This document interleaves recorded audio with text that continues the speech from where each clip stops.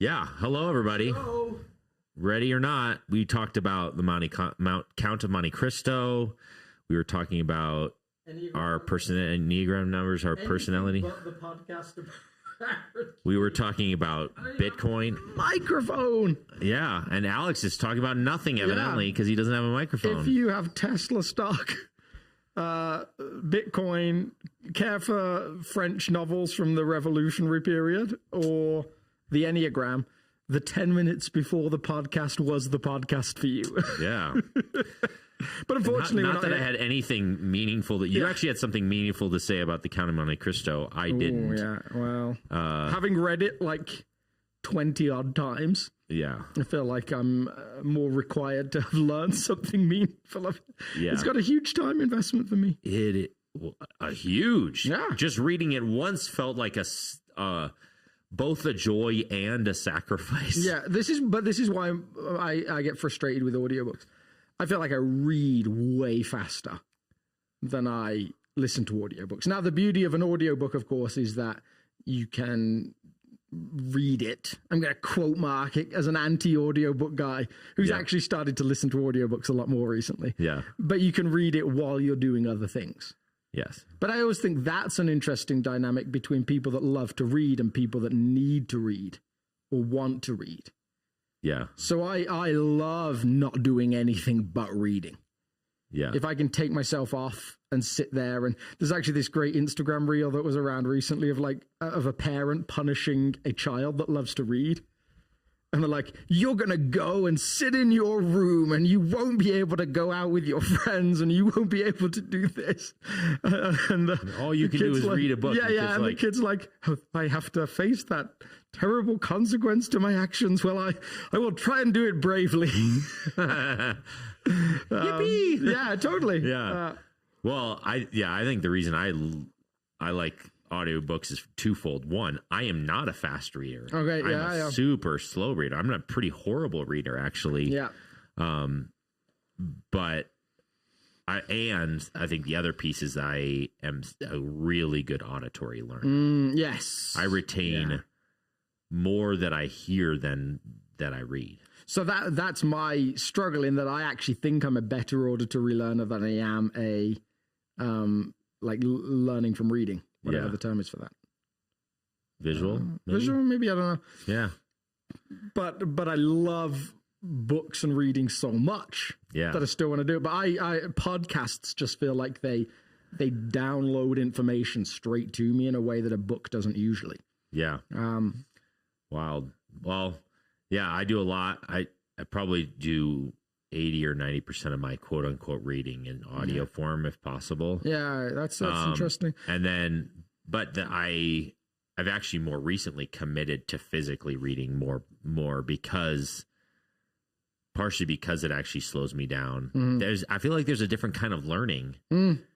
There's like the audio style. I can consume such large quantities of material.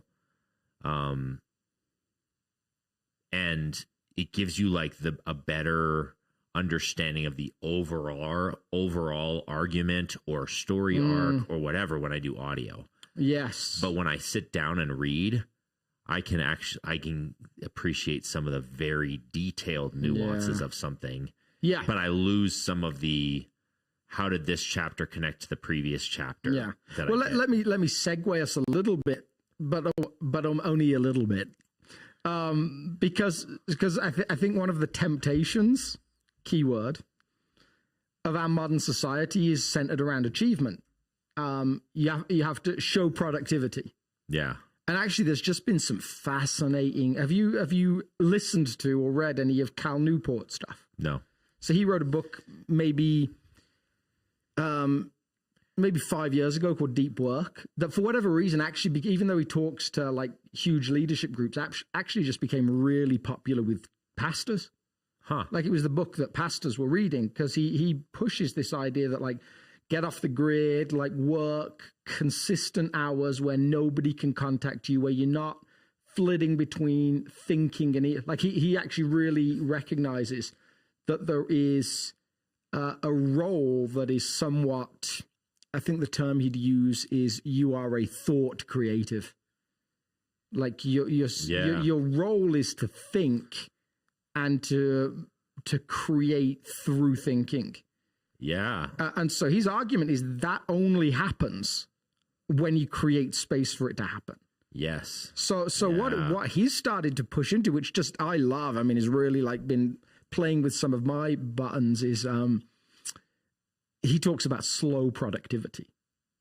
So he said, like, try when you are thinking, our American model is so centered around, oh yeah, work 8 hours and then make sure you work more than that. Yeah. Do your 40 hours a week and add to that. And if you're not working hard. But he's like, go back and look at some of these guys in history that have achieved the sort of things that you might like to achieve. And some of them, like, there's one author whose name I'm blanking on, but he says when he wrote this book, he had to write this book on a certain tree that's now like the go-to textbook on this tree. He said he lay on a picnic table for 15 hours and just stared at this tree. Now we go in our modern sense to that guy and we're like, he's kind of lazy today. He's not really doing anything. Yeah. Like, he's not productive. And yet we zoom out and we look at his life. He's one of the most prolific authors of all time. Yeah. Written 18 books, won a Pulitzer Prize, like done all of these different things. Yeah. So that, like, asking yourself, what am I trying to achieve rather than how many hours did I do is actually a key thing. Yeah. Which is actually one of the reasons why studies show introverts are so critical to society, because they do tend to give more space, or they tend to protect more negative space in their lives. Yeah. And as a result, they also tend to produce more profound content. Yeah. Than a lot of extroverts might, because the extrovert fills their time up with a lot of activity and frenetic interactions and stuff. And fighting for that negative space, fascinating. Yeah. So the some of the takeaway is like, well, if you're trying to be productive and you also are supposed to be on that day checking Slack, checking Asana, checking email, checking text messages, answering phone calls, don't expect to be a thoughtful creative. Which I just, So it's just so interesting how our American society pulls us in a specific way. Yeah. And says, this is what you're supposed to do. And so we talked about temptation this week. Actually, temptation covers so much more than the limited term we would give it in the Christian world. Our language is a little bit more centered around, oh, did you find cash in an ATM? Yeah. Did you stare at an office worker a little bit too long? Yeah. All of those different things. Yeah. And yet it's so broad, like, because so much of it is tied to our fear of self-rejection, the temptation, the draw to be significant, to be important, achieve. So anyway, that was a segue to temptation. To temptation, where Jesus teaches us to pray, give us today our daily bread. No. He teaches us to... where did that come from? That's I did, yeah. Teaches us to pray, lead us not into temptation. Can you just deliver us from that part from the... Yeah, well, we don't do any editing here. So all of our mistakes are out there for the world to see. Yeah, it's going to be there forever. Well, what's funny is you got like the main subject matter perfect. Mm-hmm. We talked about temptation. You know, the passage that says Jesus says, "Give me this daily bread." Oh, man, I felt like someone online is going to diagnose me with something based on that. Either I'm worried about my bread. Yeah. Well, I will just say, one, I think pretty quickly, I need to. Although maybe the biggest complainers already talked to you on Sundays, but we do want to know whether you took the money from the ATM. I actually got complainers on Sunday. Yes. And multiple text messages just throughout the week of people saying, like, I knew that they were with their small groups just based on the times that they were texting and stuff like that. It's just like they're discussing Sunday and now they're like, we need closure on this story. So let me say this, because I know it can be frustrating, but actually the not completing the story is very intentional. Because as soon as I complete my story in something like that, and I've had the same complaints. I told a story about my dad falling off a scaffolding. I told a story about somebody getting sick. There's been quite a few of these. As soon as I complete my story, the immediate response of someone is to begin judging how I acted in the story. So if I take the money, the actual takeaway is, oh, Alex wasn't a great person in that respect at that point. Yeah. Hopefully he's become better. Or if I gave the money back, the temptation is to begin to say, oh, Alex is a better guy than we thought he was. We expected him to take it. Or, so and completing what's the problem with that? Downside, Yeah. Well, then it stops them actually putting themselves in the story. So the goal of a story like that is actually much easier in some ways. I could have looked up a journal article and said, oh, based on this one unrepeatable study from the University of whatever, only 35% of people who find money on the street hand it in, and that number's different based on this nation and this nation and this nation. But that doesn't get in Jesus' word, the spaglaknon, the gut moving. Yeah. Whereas all of us can imagine walking past an ATM and there's just a stack of cash there. Yeah. And get to some of the feelings. So actually it forces them to actually, instead of knowing my story, it actually forces them, if they're paying attention anyway, to start to think, well, what would I do in that situation? Yeah. Which is far more useful. Yeah, I can see that. You make a good case for that. I had a preaching professor say, don't you dare ever not finish the story because you'll lose your audience. I think he's wrong. But there we go. Exactly. That's why I didn't get very good marks in preaching class. Well, he was just like, well, if you want them to focus on the subject after the story, they might just wander off and wonder that for the rest of the message. But isn't this... But I don't know which one's right, but that's a good case for it. But isn't it interesting as well? Like, yes, if your goal is to get them to listen to everything you say, which I might argue in a 21st century audience that's used to scrolling Twitter and taking 7-second sound bites or video bites, that might be impossible now, increasingly. So is your goal to have them listen to everything you say and value it and maybe on some level imbibe it? Or is your goal for something to stick and the Spirit to be able to work on them throughout the week?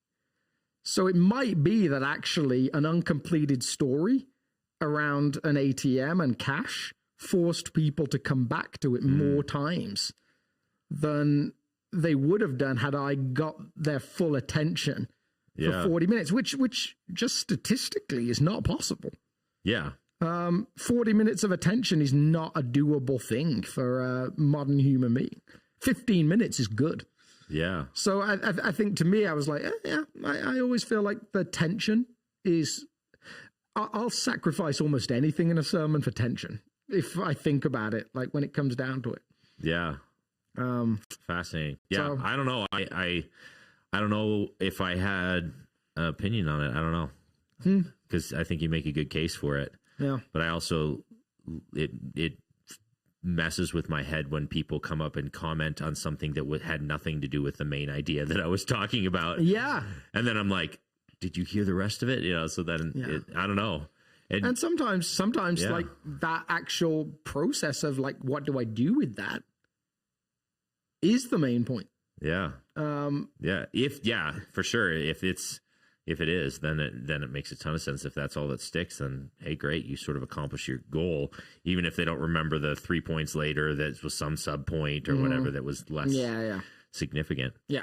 So, well, now there you go, folks. I did my part. I asked him. He did not take the money. He is a better person than we thought he was. Did I actually answer in the end? I did say that, right? I didn't take the money. Yeah.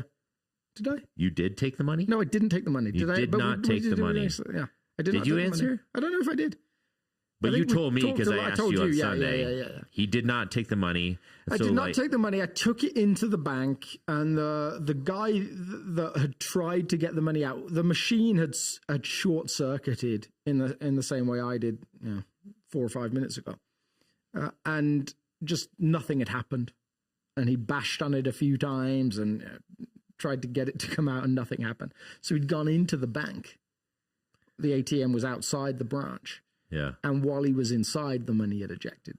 Okay. So he was actually there. So then you were like a double hero. You weren't just an anonymous hero. You were a double hero. I got to stand face to face with the guy whose money I handed over. And he was just so, I mean, because I don't know what would have happened had I not given it back. Like, they would never have found me, even if they had a camera. It's not like I had a profile. I was 19 years old. I would disappeared off into the wherever. Yeah. And I don't know if he would have got his money back. But, and then even is there a legal precedence when money's just sticking out there? I don't know what is that it's crime? not like you hacked into his thing. Yeah. So I'm not sure what I would have done. And I was. I'm pretty sure I'm a worse person than you think I am. Everyone out there, I'm increasingly confident that I'm worse. So anyway, he very sweetly said, "Can I send you a check to say thank you?" And I said, "No, you don't need to do that." I wished afterwards I'd said, "Could you send a check to this charity that I love," or something like that. But yeah. It was one of those stories that you just walked away from and actually hadn't thought about for a couple of decades. Yeah. And then when I started to think through illustrations of temptation, I was like, oh man, that might be just what I'm looking for at the start. Yeah. Because it also meant I got to joke about getting haircuts as well, which was double win. Little bit of fun. Little bit of fun. That's great. So we talked about temptation, not bread. Mm-hmm. And can you give us a summary of the direction you took this? Because if you weren't there Sunday, I encourage you to go back and listen to it and here's why. I'll make my case, and I'll try to do this without puffing up Alex's head too much. But I feel like this was maybe the best sermon I've heard on this particular text, because it is probably one of the hardest or wackiest verses in the Lord's Prayer, in my opinion. Yeah, and because you're instantly like wrestling with like other passages where God definitely doesn't tempt us, mm-hmm. and you're interesting. And even if you translate the word "don't test us," does God really test us like that? And then, I think that's the thing. Do we have the audacity to tell him not to test us? If God wants to test us, then we should be tested, right? Mm. And it just starts to create all this weird, strange, emotional stuff for me. I absolutely think it's the verse in the Lord's Prayer that gets emotionally bypassed the most often. Yeah, it's like, other than maybe the ones you did, because those can become a little bit of I can't see that. That's not personal. Yeah. So it's one of those ones that I think that people might read it, they might pray it, mm-hmm. but it's like, it doesn't necessarily sit with them as a beautiful invitation of prayer. Mm-hmm. It's like, okay, that's weird. Moving on, next verse. So beautifully, I think, just a little note on the whole of the Lord's Prayer.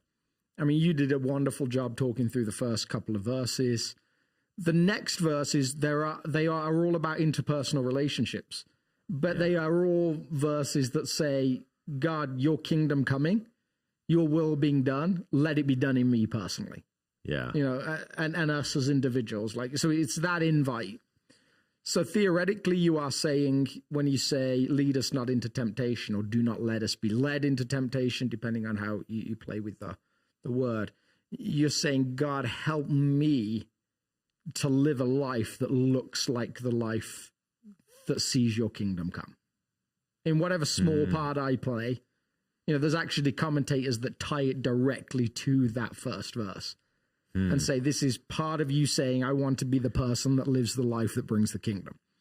Yeah. So that in itself ties it. So, because it is a weird end, isn't it? You can see why someone at some point added, for thine is the kingdom, the power, and the glory. Because it's just like, and lead us not into temptation and deliver us from evil. Done.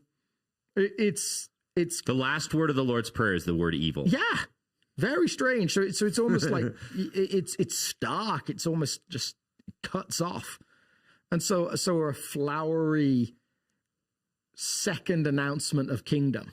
Yeah, seems like it fits. So I actually think I actually love it when I would pray it as it is privately. And if I had my way, I think I'd pray it with the other ending as a community.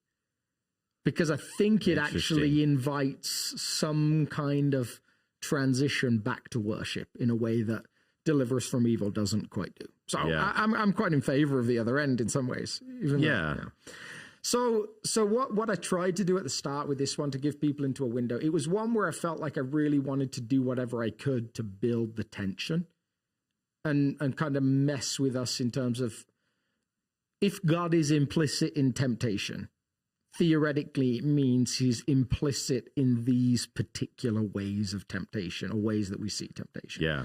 So if God is implicit in cash in an ATM, tempting poor students, does that mean he's also implicit in dens of sin or whatever you'd call them on the side of the road that attract poor travelers? Yeah. Gambling dens, brothels, all those places. When you walk down the road and see a billboard with a half-naked woman, half-naked guy on it, like, is that God tempting?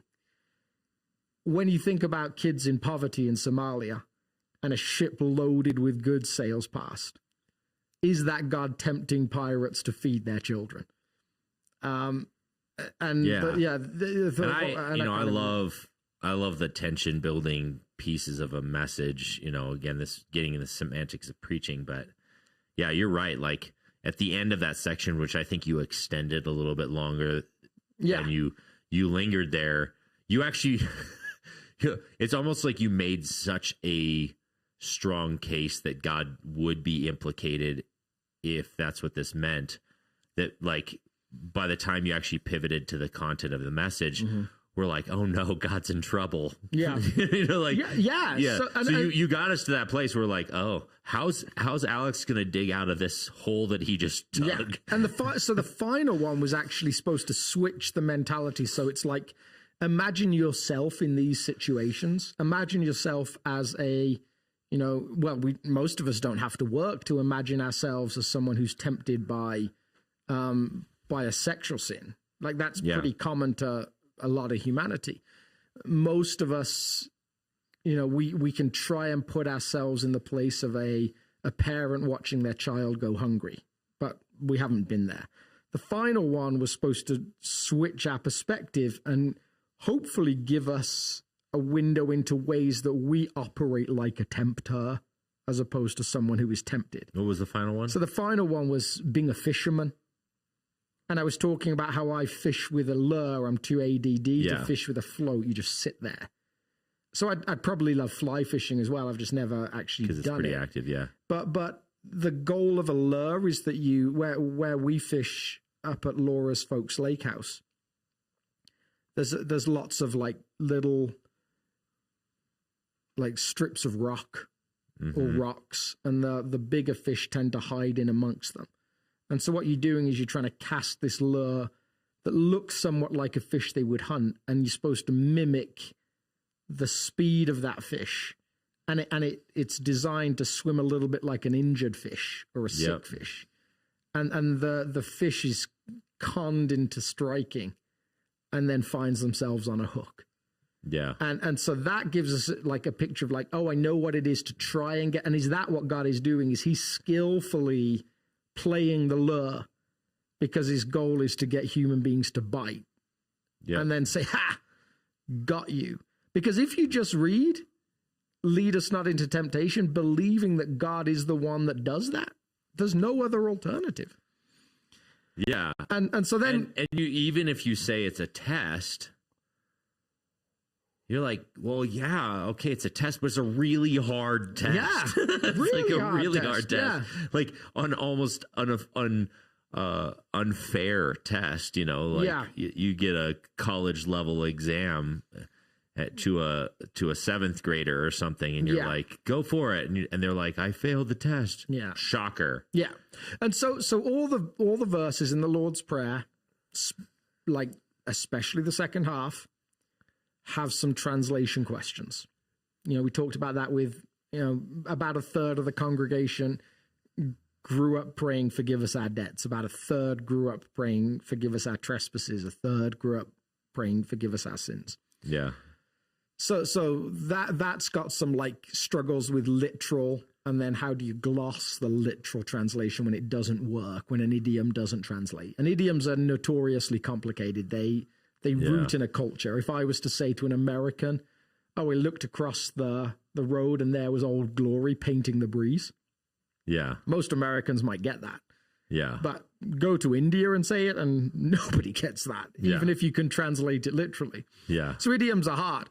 This one out of all of them has the most translation issue because temptation and tempt are the same word. Temptation and test are the same word In Greek, yeah. in Greek, and we absolutely know that they're not in English. We don't even feel like they're the same. Yeah, absolutely. Tempt has a pejorative. And I think it also theologically, you go to other passages and it even makes it more confusing. Yes. Because you have James that says, like, he does not tempt. Uh-huh. Unequivocally, like, dead. And then Jesus, who theoretically could trump James, says, lead us not into temptation. Yeah. But wait a minute. James promised. Yeah. James, you let me down. You promised that he would never do this. And so you run into prayer like this. And if you're at all exposed to the scriptures and ideas in the scriptures, you're a little bit like, I must not be understanding it. And for most people, they might just say, I must not get it, and move on. Yeah. And yeah. And so you can see why for people that sit in church regularly that want something to be simple, which I think is a surprising number of people, if we're honest at times, like, can it just be plain? Unfortunately, anytime you're translating what somebody said in one language and then somebody wrote in another language into a third language that has changed multiple times over hundreds of years, you're never going to get simple. I can totally get why some. Did we talk the other day about the clip of the Baptist pastor of this tiny little church who's like, he's so King James only. He's like, I can correct the Greek with my King James Bible. Like, he's just like, absolutely, like, this text is the one. And you can see why somebody might like to go there. You can see why in Islam they have taken the Quran and they've decided on a version and they've destroyed the other version. And so now there's an official version that has no question marks, no competition. Yeah. Whereas we've got hundreds of versions of the Bible and it feels like a new one appears every couple of years.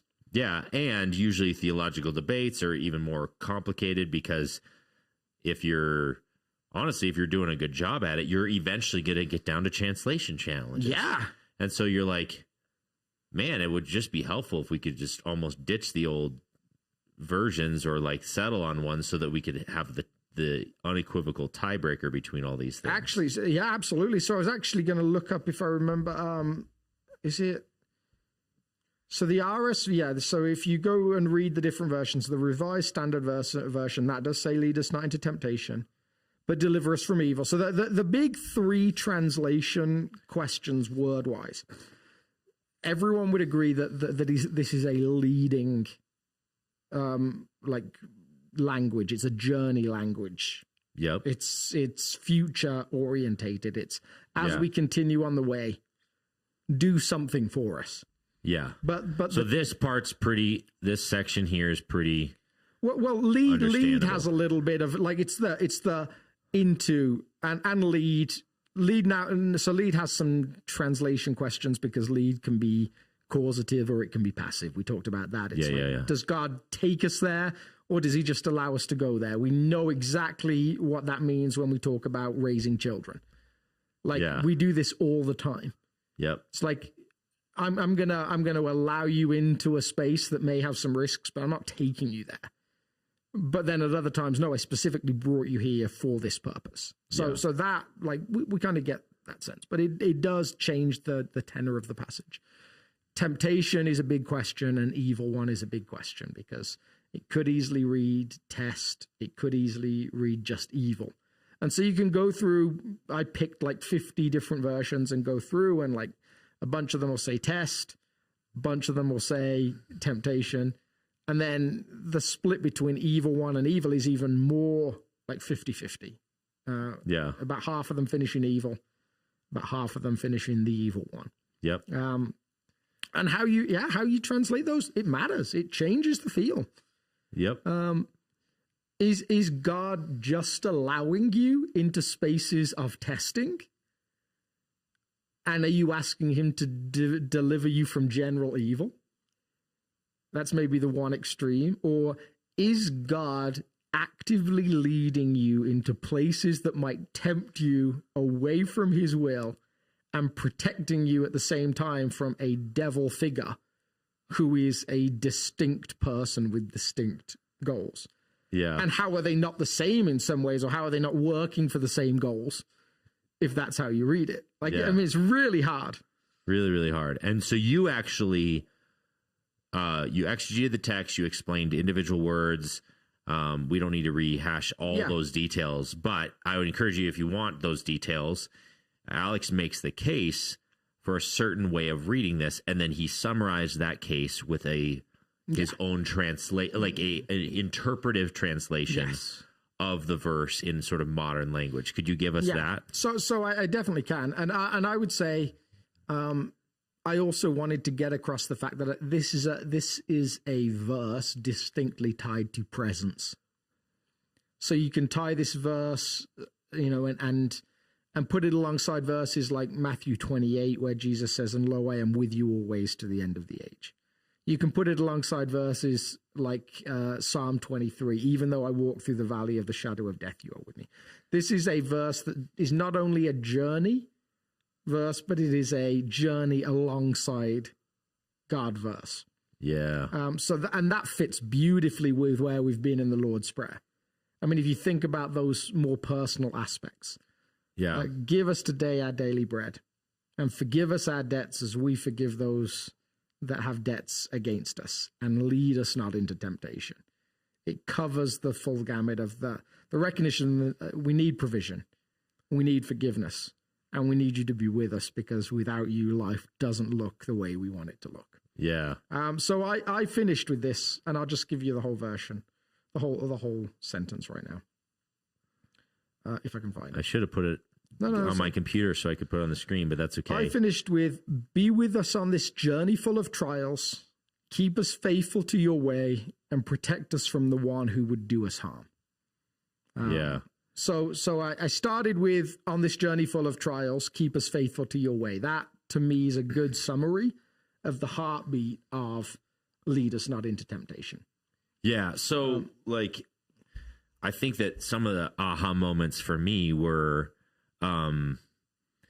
this one, you made the case that essentially, God is not implicit in this more active way. Yeah. Sometimes. So, I mean, there's language in places like Moses. It specifically says there's some testing. Abraham. Yes. There's some testing. So it's sometimes you need that. Yes, but the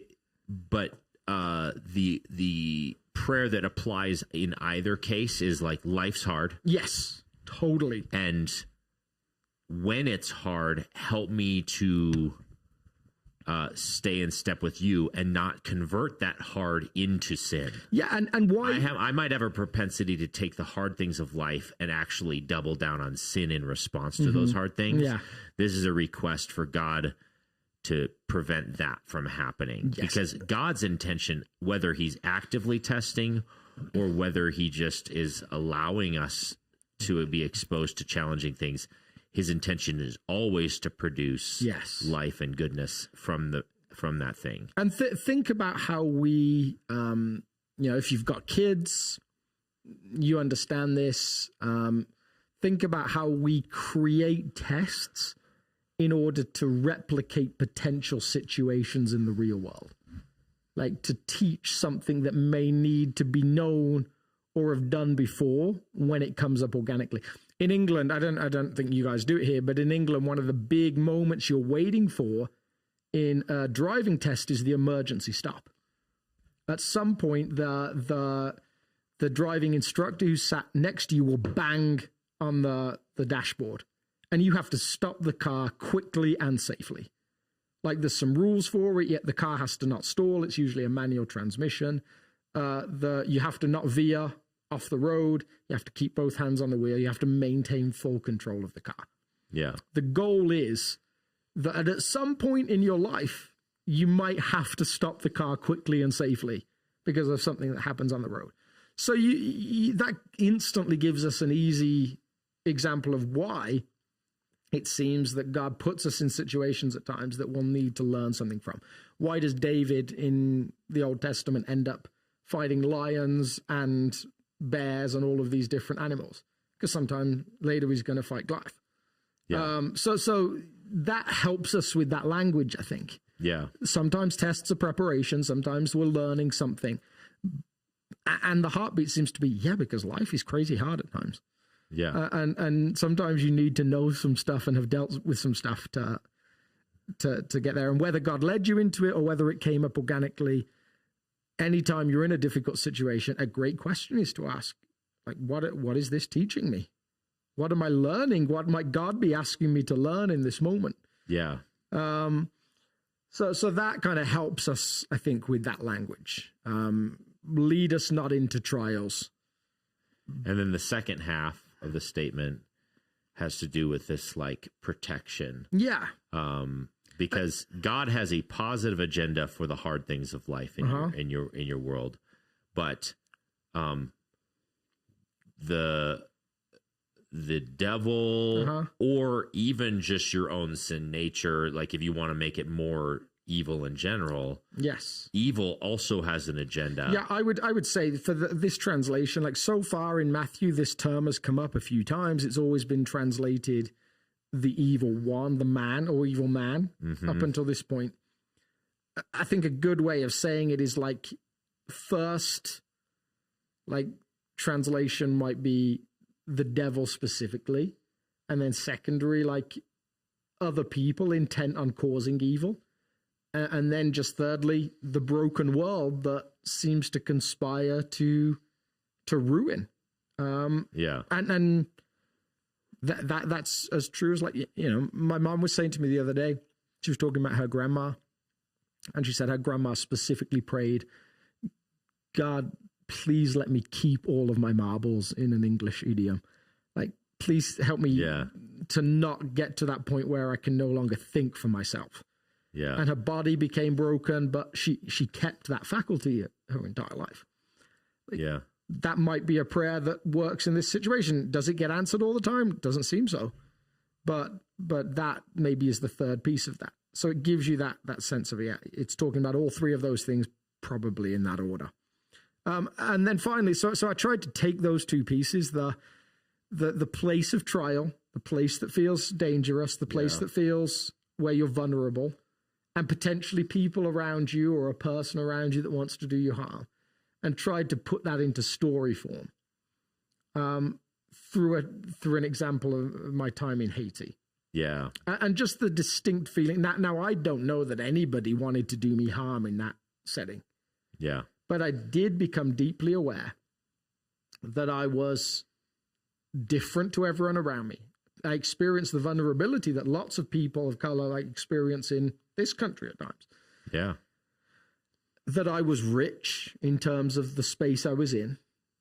That I must have looked somewhat like a ship sailing off the coast of Somalia. And that all of my mechanisms to keep myself safe had been removed. The armed driver was gone. The lockable doors were gone, with the curtains that you could draw over the windows that stayed on the safe roads, even though at the time nothing was particularly safe in Haiti. Yeah. And suddenly I was in a back street with one Haitian guy that I'd learned to trust. Yeah. Who theoretically struggled with the same poverty issues that the other people around him did. And recognized my own vulnerability. Yeah.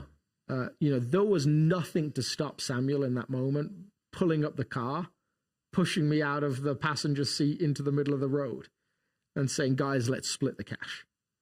Yeah. And so knowing that I trusted him, but having this urge to say something like, Samuel, is this the right place? Yeah. And then perhaps something like, I'm relying on you here, right? Yeah. Don't lead me into spaces we're not supposed to be. Yeah. And make sure nobody else harms me. And really all of that might be summarized in like, Samuel, I'm so glad you're here. Like, you are making a difference just by being here. Yeah. And that hopefully gives like this tiny window into the sense of presence that comes with this verse. Because I think most of us, like I think most of us are quite comfortable with trials when we know God is with us. And that's always the hard element, I think, to maintain. If you think about your future and think about the things you're scared of, and then try and decide, do I see God present with me in those moments? Most of us, we've forgotten to add him into the equation. Yeah. We might know he's present now, but we don't see him present with us in the future. Yeah, if you've come to the place in your life where you trust the character of God, then yes. Yes. And we would make the case that you can implicitly trust the character of God so most of us are comfortable, like it makes the trials have more hope and meaning and helps us muscle through those trials to know that God is with us and actively trying to produce good in those moments on our behalf. And I went to visit a member of our community this week, and he's going into an assisted living space, and I was trying to put myself in his situation. And I'm like, oh my goodness, God, if I go through this, do I believe you are with me? Because trying to feel it from my position, it doesn't feel like that. Yeah. And yet this prayer isn't situation. Is not affected by situation. It's like a faith statement, isn't it? At the same time. Yeah. So maybe it'd be beneficial because we didn't get any questions this week. Other than, what did you do with the cash? Yeah, what'd you do? Are you a good person or are you a bad person? I want to know. I want to see into your soul. Yeah. I want to know whether I should judge you or not. I think it might be beneficial to just zoom back out on the whole Lord's Prayer. Mm-hmm. Yeah. We've already made the observation, both explicitly and implicitly, all throughout this section of the series on the Lord's Prayer. But it's like, I think that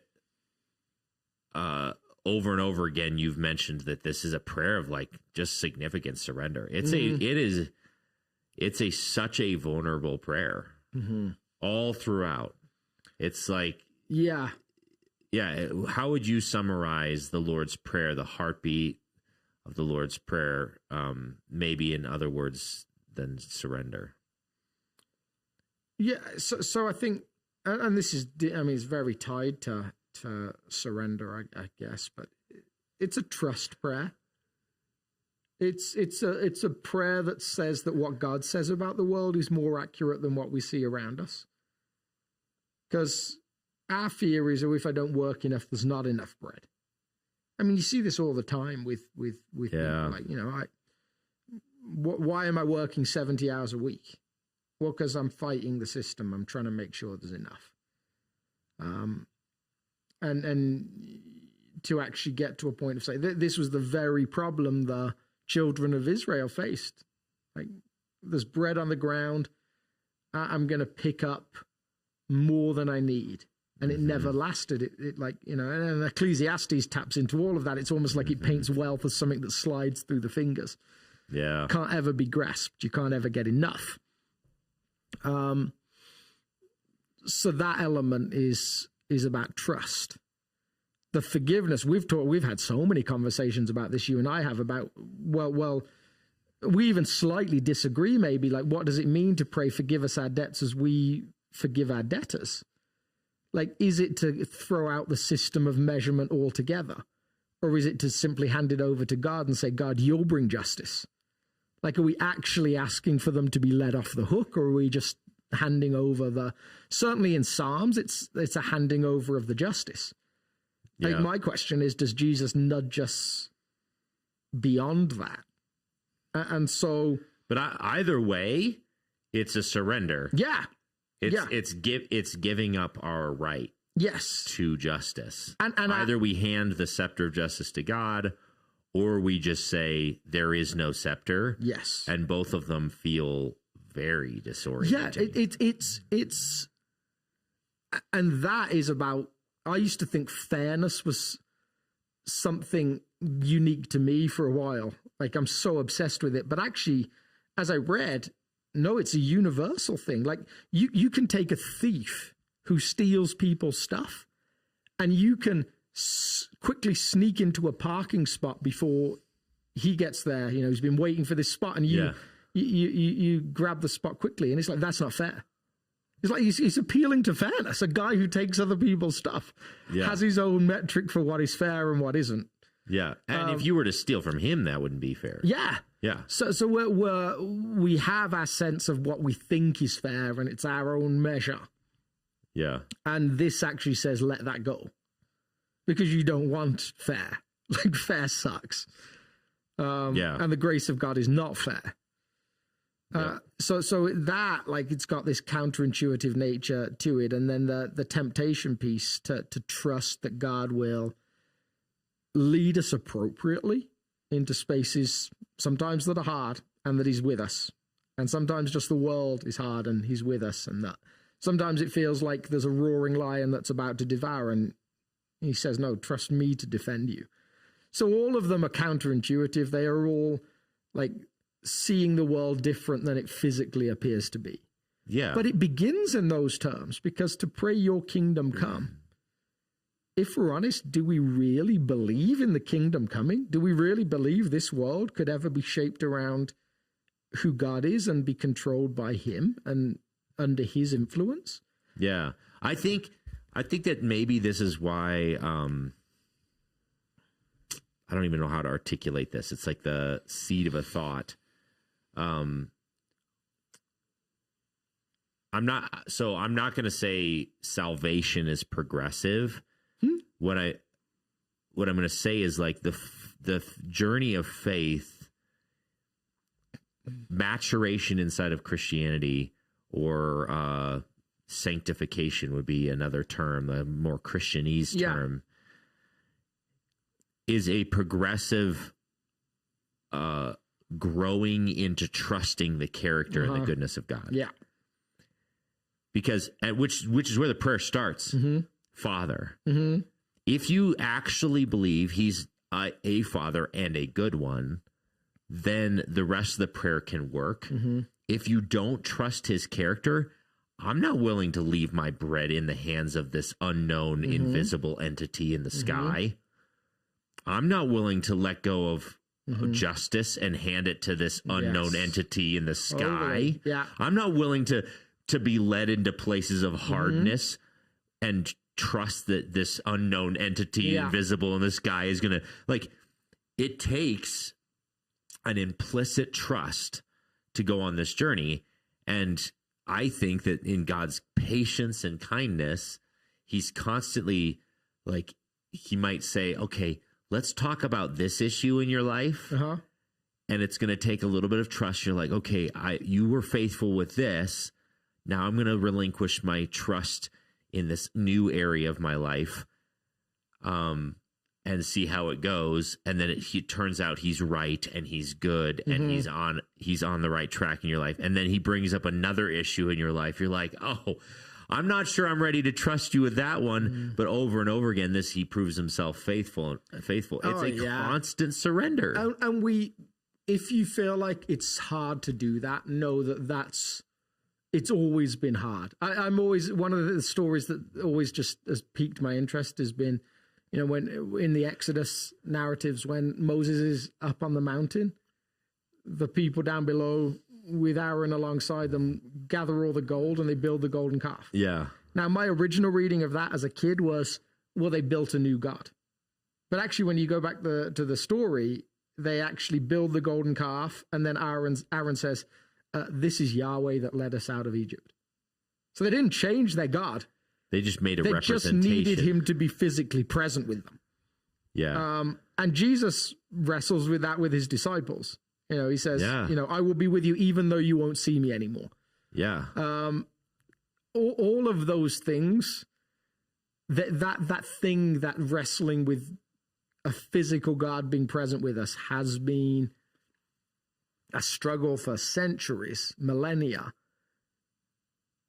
We wrestled with this when we did Acts as a church. I gave people the pithy line that wasn't original to me, but the idea that Jesus teaches us that the Spirit inside us is greater than him beside us. Yeah. But it's hard to believe. It is. And so mainly because it'd be one thing to make the thought exercise, but we're banking on the fact that we're going to make counterintuitive decisions based according to what the world would say. Yeah. The world says the good life, the way you should be as a human being is this direction. Yeah. And we're saying, according to Jesus, the good way of being human is this direction. Yeah. And we're banking on this invisible thing to say, I'm swimming upstream. Yeah. Yeah. Yeah. And I'm just trusting that he's right. Yes. Yeah. The world doesn't say get enough. It says get more. Yeah. The world says get even. The world says get away from trials. Yeah. And Jesus says something very different. Yeah. And so some of when we talk about this leading us forward into the future, is recognizing that there will come a point. C.S. Lewis does this beautifully at the end of Screwtape Letters. There's the final letter where the patient dies. And I just reread this again recently. But there's this moment where the tempter, Screwtape, or the uncle of the tempter, the evil one, is talking through what he knows the man experienced. And he says, how well I know that final, like, blinding light, where suddenly he sees you, the tempter, and knows the part that you've had, and knows that you have it no longer. And then he sees them and knows that he's always known them, that he suddenly knows the part each of them has played in his life. The times that they've been there when he felt something but didn't know how to describe it. And that finally, yes, he sees him, the one who died for him, the one who gave his life for him. And he said, and he says, you would love to see he's falling on the floor, groveling as pain and suffering, but it's not. It's him embracing real life. It's just such a beautiful ending to the narrative. Yeah. And just captures what one day we'll know about all of these things. Yeah. We'll know the ways that we thought we needed more and actually had enough. The ways that we thought we were right to get even and actually were invited to get free. And we'll know the trials that we were led into, that we were accompanied through. And we'll know the presence of the one who never left us, who was with us in those moments. Yeah. Who makes the difference. Yeah. I kind of envision these moments where the scriptures tell us in Corinthians 13 that for now we see in a mirror dimly. Mm-hmm. And so when the veil's lifted and you're sort of like, oh, there's these old spirituals that say like, we'll understand it all by and by. Mm-hmm. And there's going to be these moments where you're like, oh God, you're such a genius. Mm-hmm. In the moment, I hated that. Yeah. And now that I see all the variables at play, there's no way I would have come up with that genius solution to allow this particular temptation or challenge. Or, oh man, I'm so glad you didn't come through with the money that I asked for in this moment. Because if you had, I would have made this decision, and then I would have fallen into this sin, and then that would have ended up in this relationship. And you're like, I feel like, I don't know for you, like when I encounter a great piece of literature, a narrative, or a great movie, and the narrator or the author of this script or book just masterfully says something, and you're like, that is just like great articulation of something. I feel like all of eternity will be discovering those moments as you look back in the past and you discover God's wisdom and kindness all throughout history. You're just gonna be like, well played. Again, well played. Oh, great job on that one. And that we're also aware that eternity must have something like some discovery. Yeah. Yeah. So you'll have both of those. You'll be like, okay, how are we going to counter this? Okay. The wisdom and the kindness of God. Yeah. Beautiful stuff. Awesome. Well, I highly recommend, if you didn't get a chance to listen this last week, I think it took this passage, this particular verse of the Lord's Prayer, and brought it to life for me. And I love the Lord's Prayer. Best text ever. But this particular one was more shrouded for me in confusion than I would have liked. And your message really helped me. So, and if it helped me, if I vote for it, then you should probably vote for it too. Because that's how I work. If it's my favorite, it should be everyone's favorite. No. Yeah. So this week we'll return to Jesus 3. I mean, this has all been under Jesus' triad of spiritual disciplines that have to be practiced with a specific intention. Yeah. So we go back to the third one, which is fasting. I think you should eat a sandwich while talking about fasting. I did think about that. I actually thought about because the other day we were talking about fasting and you were eating a burrito. Yeah. And I don't know why there was like all this dissonance for me. I was like, I can't even take this seriously while you chomp on that burrito. I actually thought about laying out like my kitchen and all the ways that I just casually just like gorge myself in a bad mood. I'm like, I've got a bag of mini eggs that I'm just like slowly destroying. And like, oh man. All right. On that